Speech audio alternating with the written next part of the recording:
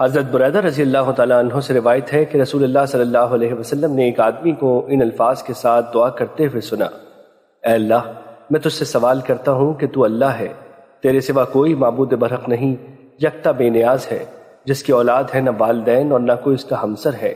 تو آپ صلی اللہ علیہ وسلم نے فرمایا: اس شخص نے اللہ سے اس کے اسم اعظم کے توسل سے دعا کی ہے۔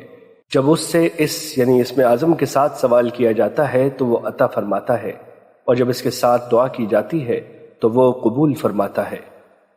مشکات المصابیح حدیث نمبر 2289۔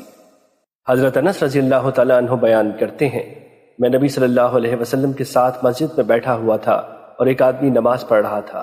اس نے کہا: اے اللہ، میں تجھ سے سوال کرتا ہوں کہ ہر قسم کی حمد تیرے ہی لیے ہے، تیرے سوا کوئی معبود برحق نہیں، بندوں پر رحم کرنے والا، نعمتیں عطا کرنے والا، زمین و آسمان کو عدم سے وجود بخشنے والا، اے عزت و اکرام والے، اے زندہ اور قائم رکھنے والے، میں تجھ سے سوال کرتا ہوں۔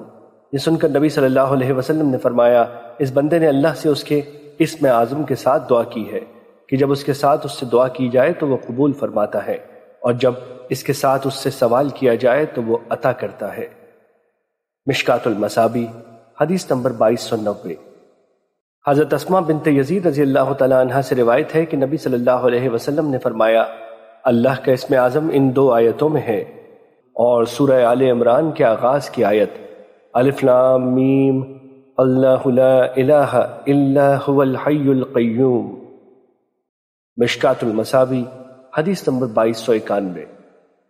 حضرت سعد رضی اللہ تعالیٰ عنہ بیان کرتے ہیں، رسول اللہ صلی اللہ علیہ وسلم نے فرمایا: یونس علیہ السلام جب مچھلی کے پیٹ میں تھے تو انہوں نے ان الفاظ کے ساتھ دعا کی تھی: لا الہ الا انت سبحانک انی کنت من الظالمین۔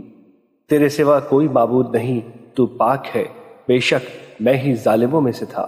کوئی مسلمان شخص کسی معاملے میں ان الفاظ کے ساتھ دعا کرتا ہے تو اس کی دعا قبول کی جاتی ہے۔ مشکات المصابیح حدیث نمبر 2292۔